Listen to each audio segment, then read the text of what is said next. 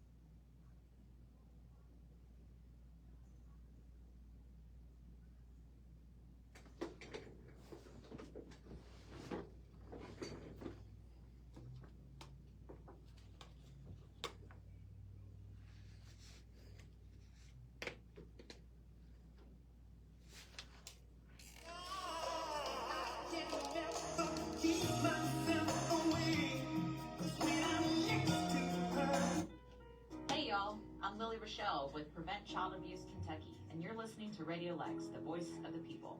WLXU 93.9 FM in Lexington.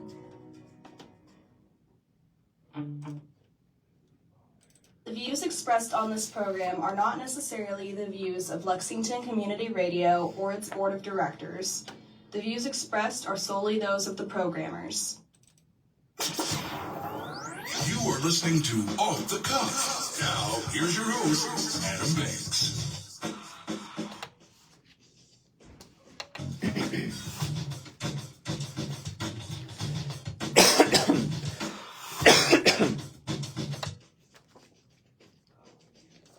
Welcome, everybody, to Off the Cuff. I am Adam Banks coming at you live from Lexington, Kentucky. Thank you for listening to the show, and thank you for tuning in to WLXU 93.9 FM. In addition to listening to us on the radio, you can check out our Facebook live stream at Off the Cuff with Adam Banks, or you could stream the show live from the station website at radiolex.us to listen to us from anywhere in the entire world. I am broadcasting from the Deborah Hensley Studios here at Radio Lex on North Limestone. It is Thursday, August the 28th, 2025, and it's pretty much safe to say at this point everybody has went back to school, whether it be grade school, high school, or college. It's such an exciting time for all people going off to college. It is a new era. It is a new chapter, and I love to give advice on this show. I've given graduation speeches on this show. Back in May,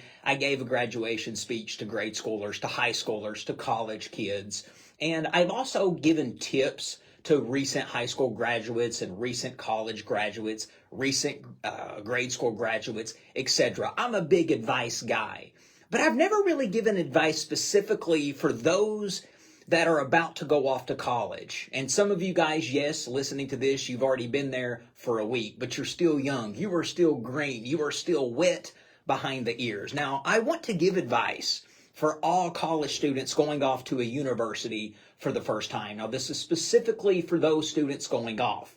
Now, I don't count the students who go off to college and then come home every weekend. No, you didn't really go off to college. Going off to college means you go off to college. So if you're coming back every single weekend and you're coming home every other day, you technically didn't go off. You can't go off to college and have one foot at home and one foot straddling the college campus. That is not going off to college. Going off to college is doing that. You're going off. So this is for you college students who are going off to a university for the first time. Here's the advice that I would like to give you.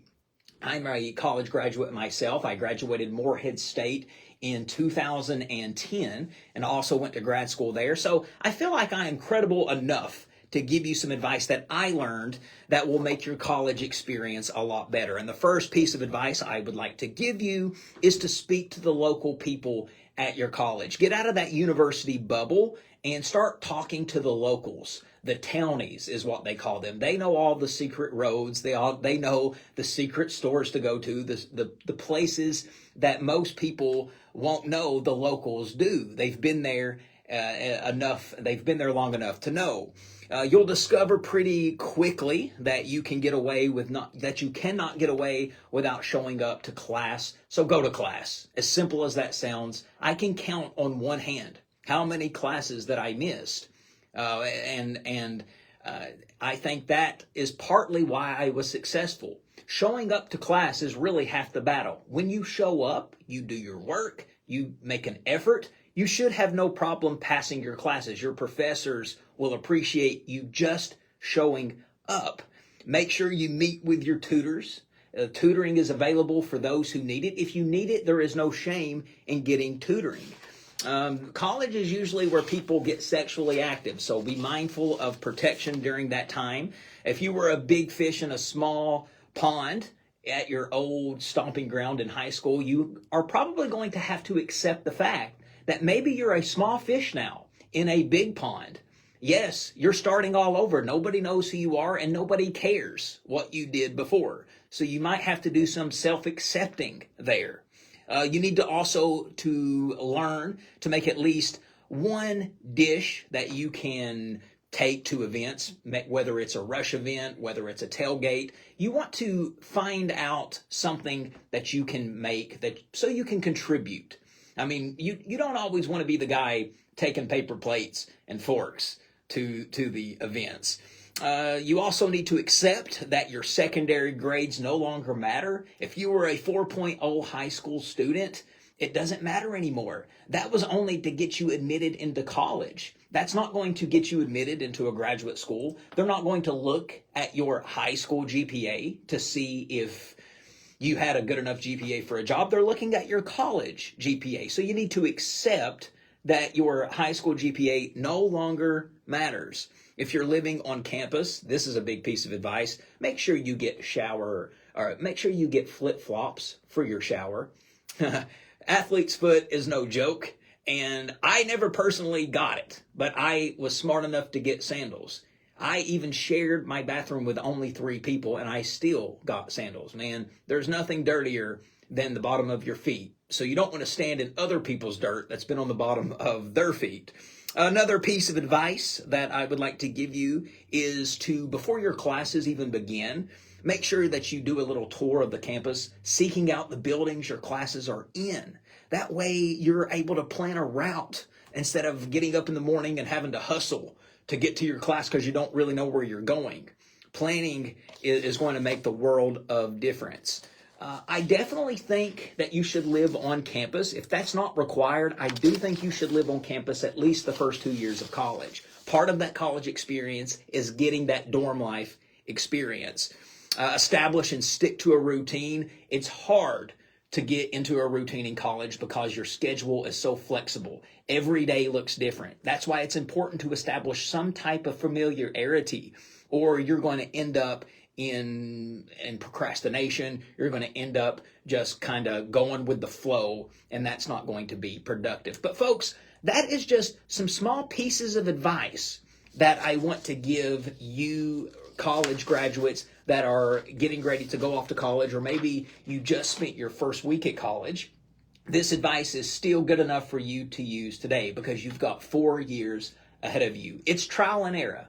You'll learn as you go the best you can, but nothing wrong with getting a few tips from somebody who has already experienced it. Folks, we have a great show ahead of you today. You are listening to Off the Cuff with Adam Banks. Stick with us. We will be right back.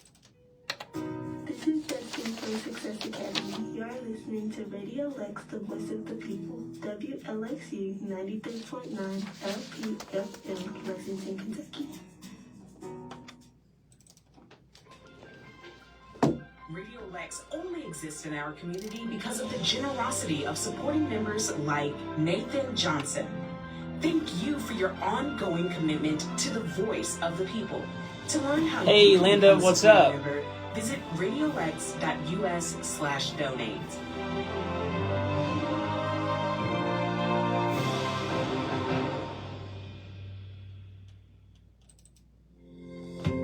The City of Lexington is now hiring for multiple positions.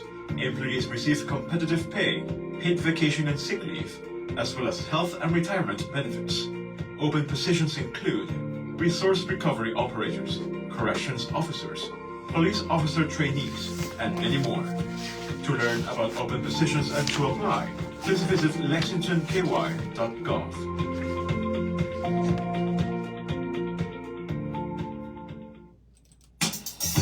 Radio Lex is proud to have the support of the Lextropolis, that digital magazine that is sweeping the nation with over 10,000 readers and climbing, serving Central Kentucky since 2015, engaging local writers, models, and photographers to tell the true narrative of our community. For more information, call 859-429-1442 or go to www.thelextropolis.com. The Lextropolis, for the people, by the people.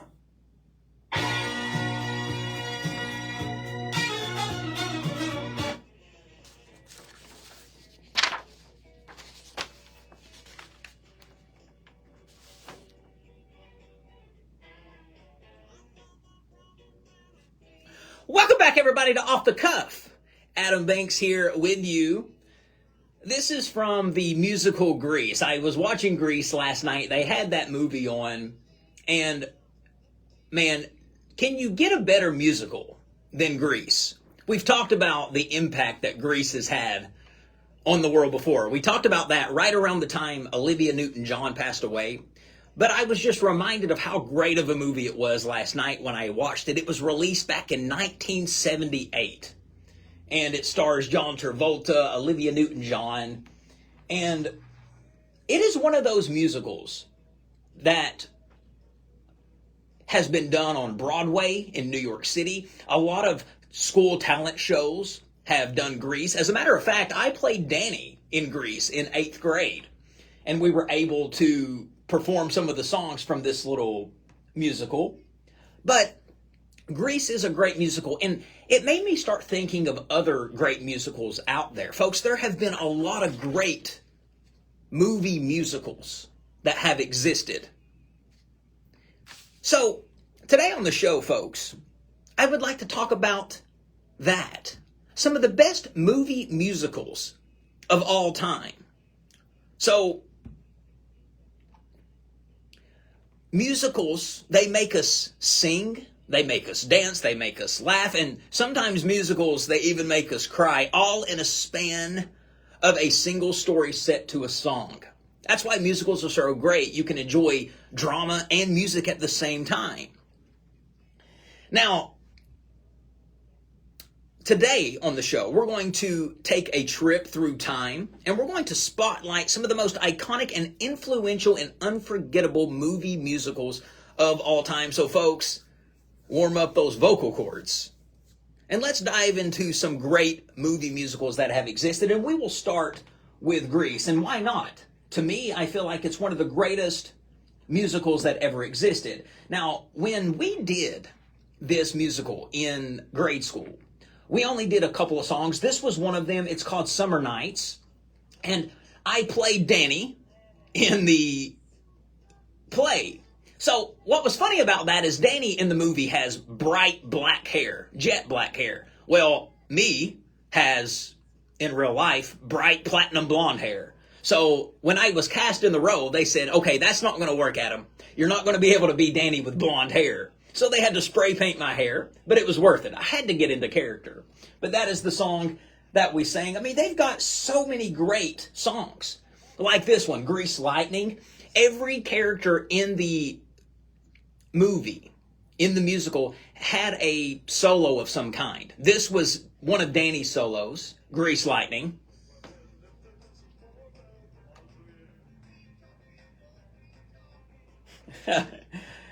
And it was just fun to watch the cast get together, do choreographic together. They sing together, all while kind of telling a story of the plot that's going on. Now, this is one of my favorites. Look at Me, I'm Sandra Dee. And that was from, what was it? What was her name? Rizzo?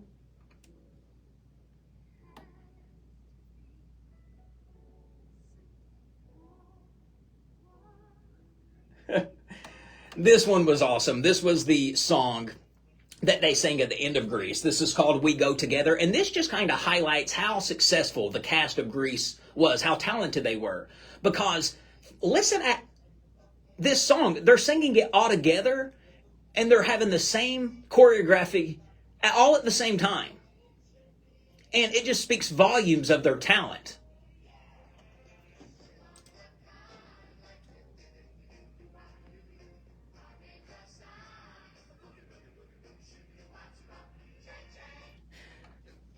This is the version I was looking for. Look at Me, I'm Sandra Dee. This is when Rizzo, who I feel like deserved her own spinoff, this is when she started singing about Sandy, the main character, who was a goody two-shoes, and she's just kind of making fun of her.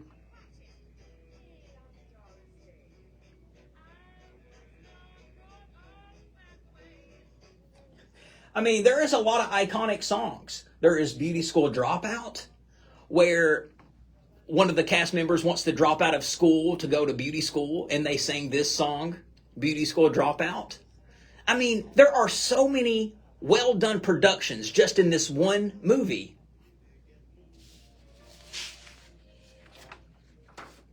Grease was great. It brought rock and roll, teenage drama, and high school romance all together in one feel-good package. And the movie was set to be in the 1950s, although it was released in the 70s. But it really did capture the decade of the 50s better than almost any movie ever has. So I'm going to say Grease is definitely one of the best musicals of all time.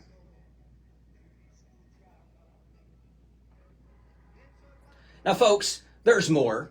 Now, a lot of people would say that Grease might not be their favorite musical, and I get it. It's not for everybody. But one of my favorite musicals of all time, folks, is The Wizard of Oz. And The Wizard of Oz came out in 1939. And what makes The Wizard of Oz so great is not only is it an iconic movie, but it is one of the most talked about movies still today. And one of the things that made the movie so great was the music in the movie, because it was a musical.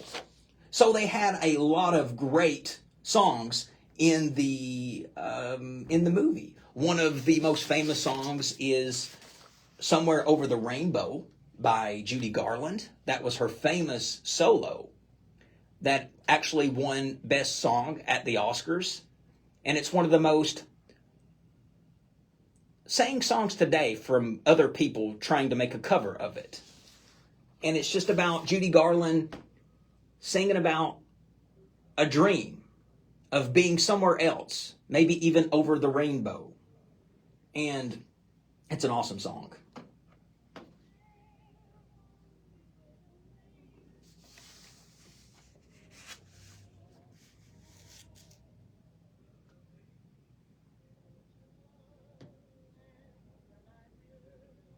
I mean, there's more songs than just that. There's We're Off to See the Wizard, the Wonderful Wizard of Oz. So the whole time that they're acting, they're also singing.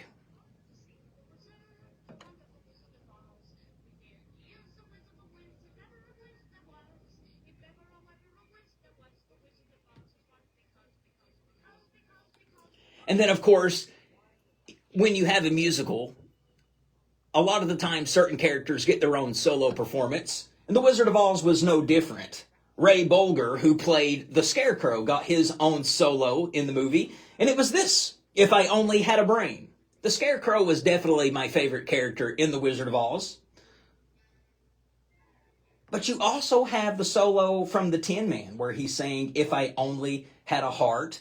And then you had the Cowardly Lion sing his solo, which is If I Was King of the Forest. There were so many different things, so many different songs that people would sing, and it just made The Wizard of Oz just so great. And just the score, even behind certain scenes, made the movies great. And I love The Wizard of Oz. I think that it would be very weird to say that you've watched that movie and not like it. I never have met anybody who said, you know what, The Wizard of Oz was just not my cup of tea. Folks, you're crazy. It has everything you want in it. It's got drama. It's got laughter. It's got sadness. It's got hurt. It's got pain. It's got fear. It's got a little bit of everything. The Wizard of Oz is a great movie.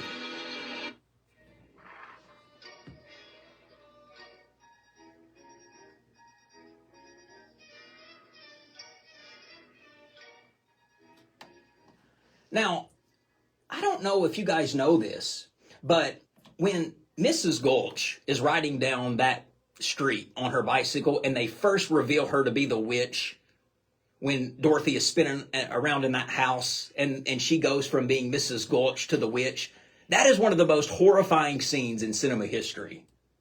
And you hear this music in the background before she turns into the witch. So, very freaky. Now,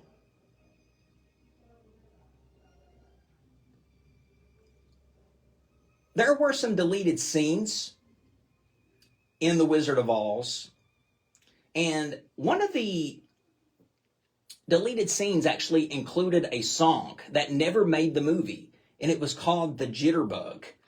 And you only know what this song is if you buy the Wizard of Oz soundtrack, because it never made the movie. It got cut out. So, if this is your first time hearing it, this is called Jitterbug. This was supposed to be in the musical The Wizard of Oz, but it ended up getting cut.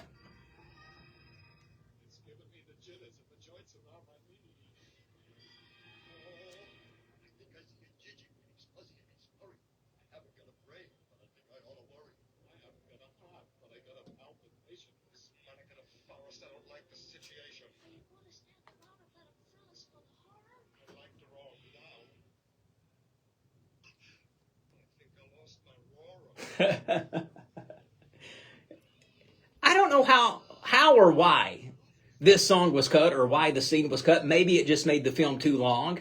But it is kind of fascinating to know there's a whole song out there that a lot of people don't know exist from The Wizard of Oz.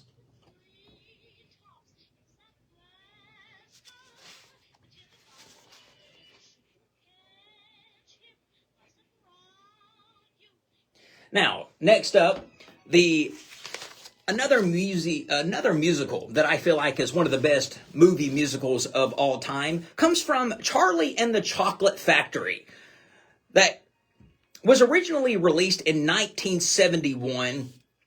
This includes all kinds of famous songs. The music is great, but I think one of the most famous songs is the Oompa Loompa song, where you finally get to meet the Oompa Loompas.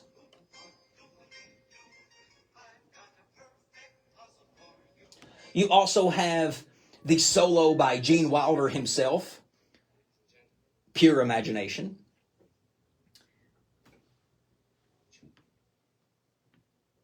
You gotta love Gene Wilder. He owned that chocolate factory, and the whole time he was trying to find a kid to give it to. And he found Charlie at the end. He's the one who inherited the chocolate factory. But this is probably the most famous song from the whole entire musical, is Pure Imagination. Now, you could say that it's the most famous. Now, a lot of people say that this particular song is the most famous. I've Got a Golden Ticket. I don't know why it's not playing. But this was also sang by Charlie's grandpa in the musical, where he's saying, I've got a golden ticket. And he's just kind of being excited about the possibility of anything can happen because he now has a golden ticket. And a lot of people didn't like the grandpa from Charlie and the Chocolate Factory. They felt like that he was kind of faking his illness the whole time while laying in the bed, but who knows? Wade says the Oompa Loompa song was from Charlie and the Chocolate Factory. That's what we're talking about, Wade. We're talking about Charlie and the Chocolate Factory. We've transitioned from the Wizard of Oz. So many great songs came from this musical.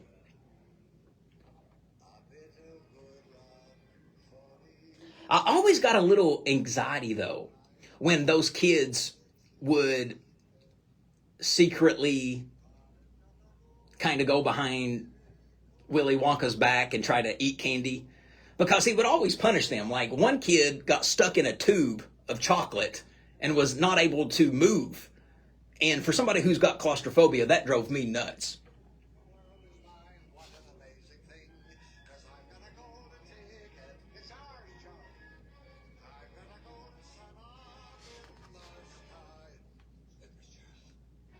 Now, what about the musical Annie?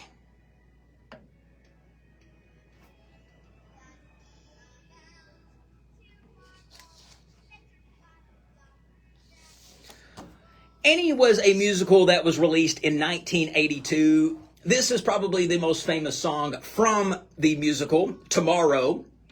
Annie is the ultimate feel-good underdog story. It's about an orphan girl with big dreams and even a bigger heart. The songs in this musical is full of optimism. She's full of hope that one day she's going to find her real family.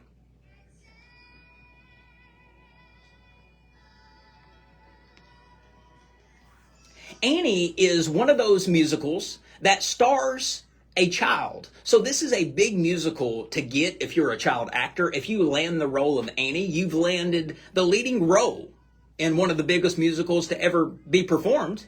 So this is a great opportunity for child actors, especially if you secure the role as Annie. Now, another song from Annie that a lot of people know about is It's the Hard Knock Life.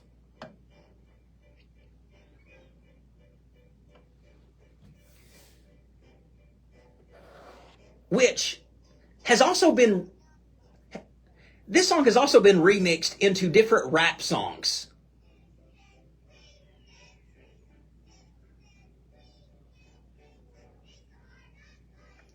Yes, some people have used this sample to sample the start of certain rap songs.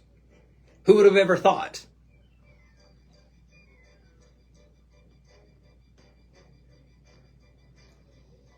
Now, I will say this. There are more musicals out there that are great. There's Mary Poppins, there's Hairspray, there's Rent, there's Cats, there's Fame. Pretty much all the Disney movies are musicals. But I wanted to talk about live action musicals. Movies like Grease, Wizard of Oz, Annie. Those songs, Willy Wonka and the Chocolate Factory. Those are some of the best musicals of all time. And when I was watching Grease, it just reminded me of all the great musicals out there. So I wanted to do a segment today on the show of some of the best musicals that have ever existed. And maybe there is a musical that I never talked about that you want to talk about. Throw it up on the show thread. I was talking to my coworker before I walked in the studio, and I said, "What's your favorite musical?" He said, "Sweeney Todd." I was like, "That's a good one." So there's a lot that I couldn't even think of at the time when coming up with this list. So maybe there was one that I left out that you're like, "Adam, how could you leave out The Nightmare Before Christmas?" So if there is one, let me know. I would love to talk about it because musicals, folks, are so great and they're so enjoyable. But we still have lots more Off the Cuff with Adam Banks coming your way right after these words. Stick with us. We'll be right back.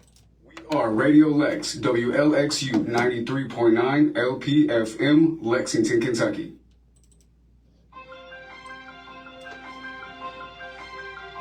Radio Lex has the support of Cy Pugh.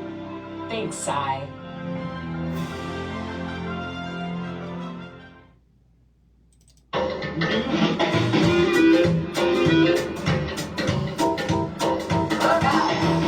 Listen to Radio Lex everywhere. We broadcast live in the heart of Lexington on WLXU 93.9 FM. You can also listen on the TuneIn app or download the WLXU mobile apps from the Apple App Store or the Google Play Store. And you can always stream live from our website, radiolex.us. Radio Lex, tune in to the voice of the people.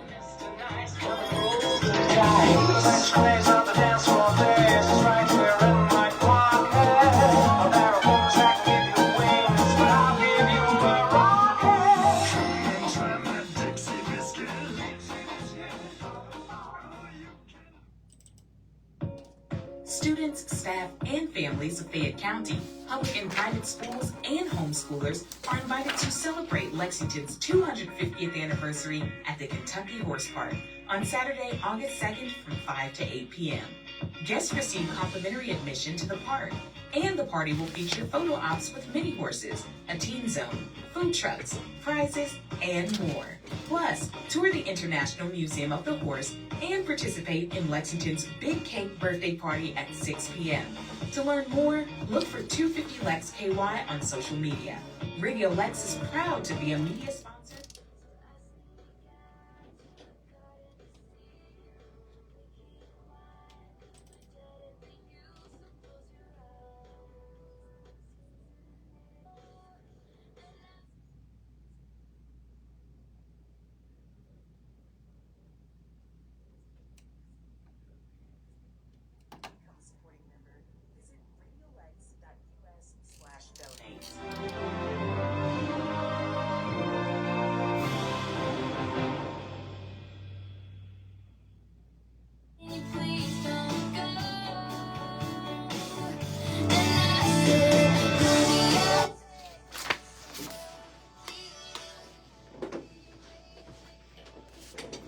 Welcome back, everybody, to Off the Cuff. Adam Banks here with you. Taylor Swift and Travis Kelce are finally engaged. That was released this past Tuesday on social media when Taylor Swift and Travis Kelce simultaneously announced that they are now officially engaged. They did an interview with Travis Kelce's dad, and he said that the engagement took place about 2 weeks ago, and they finally made it public just this past Tuesday. So the engagement is still new. There are no wedding plans that have occurred yet, but it is still in the works. I think many people were already expecting this to happen. Now, what gets me is how happy everybody is for Taylor. It amazes me how happy some people can get for people they don't know, for how happy people can get for somebody they've never met. I don't get it. I wish I could be as happy as some people are for people that they don't know, but I can't be.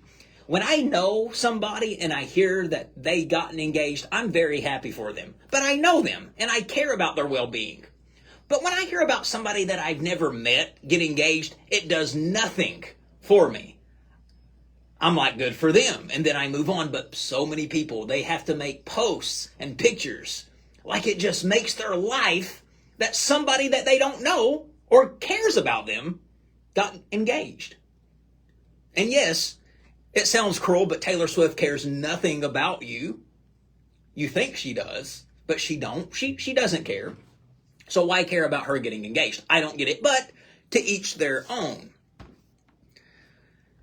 Now we don't have to worry about when is he going to pop the question. Now we're going to have to worry about when is the wedding going to take place? When are they going to have kids? It's a never-ending cycle.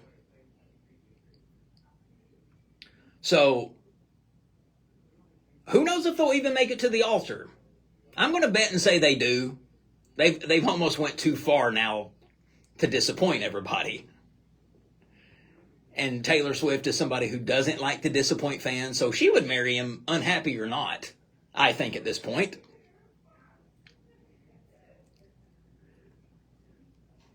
But now, whenever we see Taylor Swift at a Chiefs game, they're going to have, there is Travis's fiance. So it's just going to be a never-ending thing. But folks, we are now broadcasting, just not in Lexington, but we are all over Eastern Kentucky. And for the past couple of weeks, I have been talking about all of the new broadcast cities that we now broadcast in.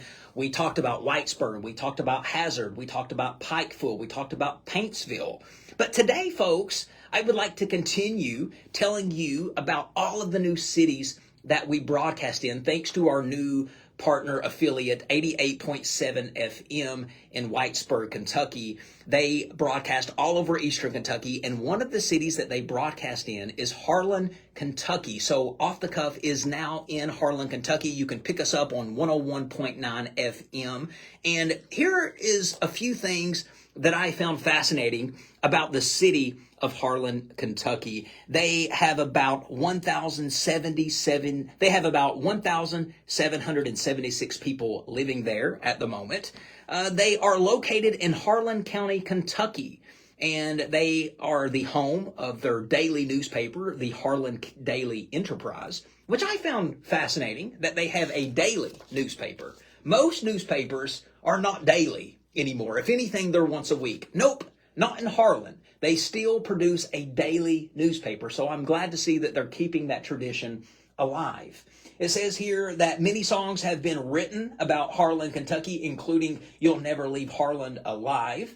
Here are some notable people from the city of Harlan. You've got Maxine Cheshire, who is a journalist, Carl Spillman Forrester, who was a federal judge, Edwin Howard, who was a leader in military intelligence, Wallace Jones, an NBA basketball player, James Keller, a former justice on the Kentucky Supreme Court, Nick Lachey, a singer and who used to be married to Jessica Simpson, is from Harlan, Kentucky. I think he grew up in Cincinnati, but he was born in Harlan.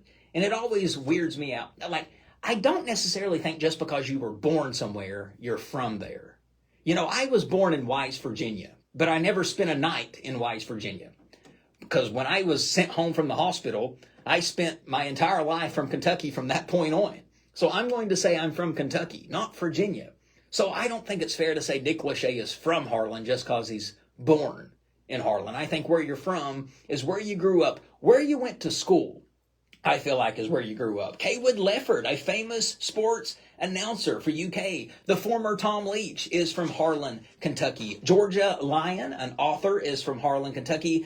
Jordan Smith, who was the musician who won The Voice, is from Harlan, Kentucky. Green Wicks, you think, was a United States District Court judge. And Don Whitehead was a reporter and author who won two Pulitzer prizes. And that, folks, is some fun facts about one of the newest cities that Off the Cuff broadcast in, Harlan, Kentucky. And this seems like a great place to take Off the Cuff's Song of the Week. And I've got a great one. This is by Hank Williams Jr., my favorite song by him. It's called Weatherman. Enjoy the song, and we'll be back.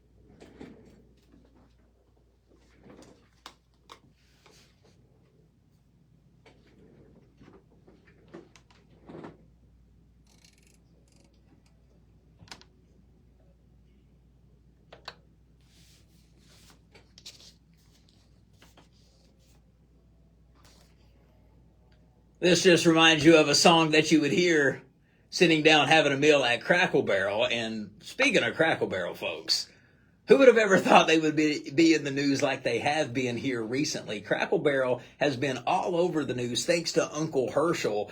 This past week, the chain, they announced that they plan to update its logo. They were wanting to remove the Uncle Herschel character that had been present since 1977, and it did not go over well with fans of the restaurant chain. They thought that was the stupidest idea they ever heard. Everybody loves the Crackle Barrel and Uncle Herschel. They tried to change the logo by just simply having it cleaner, by taking away the mascot and just having the letters Crackle Barrel. That's what they wanted. People didn't like it. People found it very boring. There is nothing boring about the current logo that Crackle Barrel has, but the logo that they wanted to replace it with just screams boring. So a lot of people, even political people, got involved. Donald Trump said that the idea to switch the logo was stupid, and a lot of people started chiming in, almost making it a political debate of why they changed it. But Crackle Barrel, they heard the noise and they listened to the noise because they changed their mind. The fans of Crackle Barrel changed the administration's mind, and they have backtracked and says they will no longer plan to change the logo of Crackle Barrel. It says that the company just hired a new CEO, and whenever somebody hires somebody new, they always feel like that they have to come in and change something, even if the change is working. They feel like just because they're new, they have to put their stamp on it. They have to put their change into it to make their impact, regardless if it affects the fans, regardless if it affects. It really irritates me when they do that because, folks, if it ain't broke, don't fix it. And even if you are new and you're wanting to make a change, if the change is going to make the company worse, it's not a productive change. And this happens in almost any organization that exists. A new boss comes in, they change the way things were before because they want to be able to prove that they have made changes and they've done things. I don't like that philosophy. If change is not necessary, instead of just changing it to have something to talk about, how about you just make what's happening and what's working even better? Even better. So the best thing they could have done was just leave the logo alone. But if you really think about it, Crackle Barrel got about $1 billion worth of publicity over this. So this was a brilliant move. People wasn't talking about Crackle Barrel 2 weeks ago. Now everybody is. And how much you want to bet the sales at the restaurant will skyrocket over the next couple of months because they're in the news. That's just what happens when your company is in the news. You're going to get business. So this did nothing but help Crackle Barrel, and it's hilarious. As a matter of fact, I'll probably have some Crackle Barrel tomorrow for breakfast. But folks, we still have lots more Off the Cuff with Adam Banks coming at you live after these words. Stick with us. We'll be right back. At Radio Lex, we want to keep our community safe. For the ACLU, if police agents ask you about your immigration status, keep calm. In some states, you must provide your name to law enforcement if you are stopped and told to identify yourself. But even if you give your name, you do not have to answer other questions. If you are driving and are pulled over, the officer can require you to show your license, vehicle registration, and proof of insurance, but you don't have to answer questions about your immigration status. Radio Lex is committed to providing trustworthy information to our community. For more information, visit radiolex.us or aclu.org.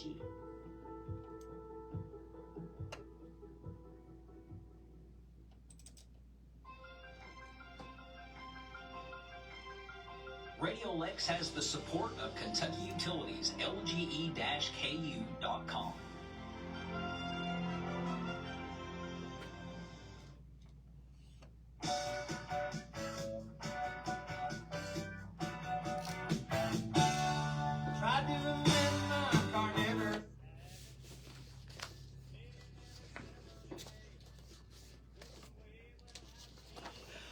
Welcome back, everybody, to Off the Cuff.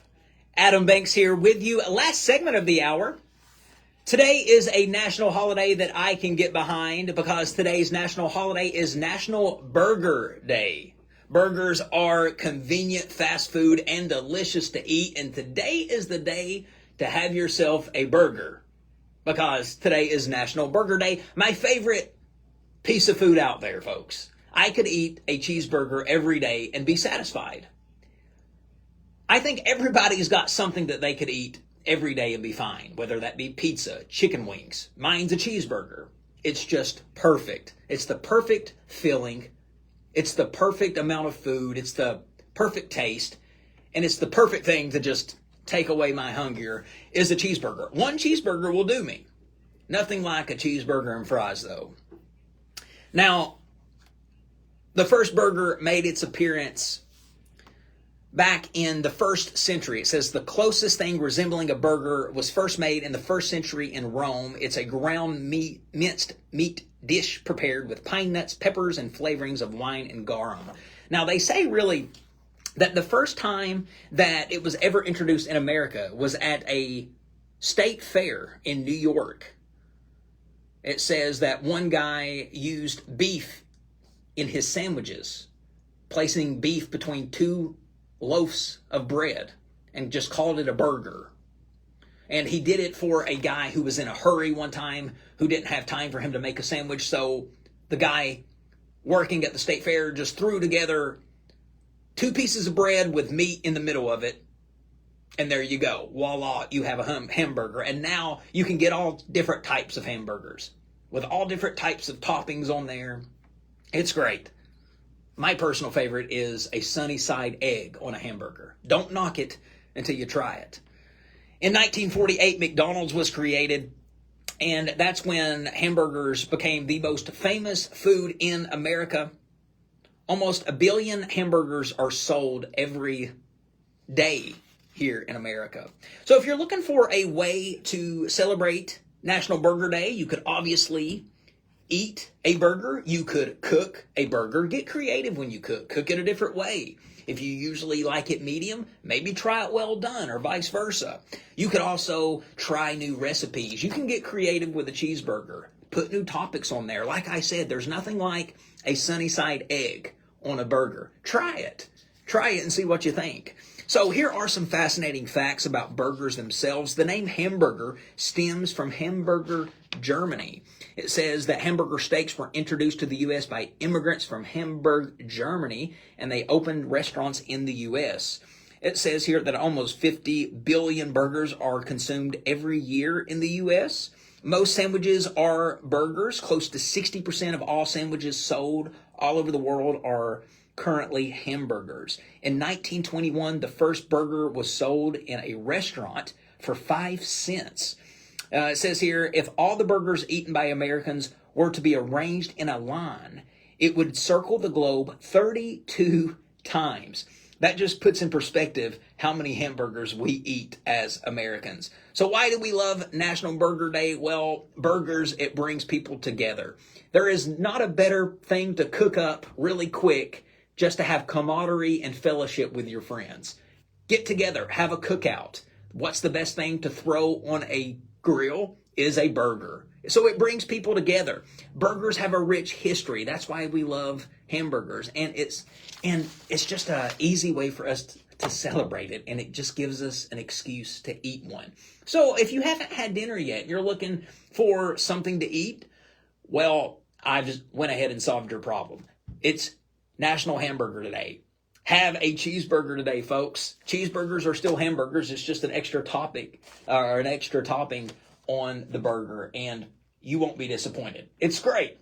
So happy National Hamburger Day. But folks, that pretty much wraps up another episode of Off the Cuff with Adam Banks. If you liked what you heard today, you'll probably like all of our previous episodes. We archive them all on Spotify, YouTube, Apple Podcast, or wherever you stream your podcast. You can follow me, the show host, on social media at The Adam Banks. You can follow the show on social media at Off the Cuff with Adam Banks. We release new episodes every Thursday from 4 to 5 right here on WLXU 93.9 FM. Thank you to all those listening. from Lexington, Whitesburg, and beyond. Ladies and gentlemen, I am the king of radio, Adam Banks, and this is Off the Cuff. I will catch you down the road.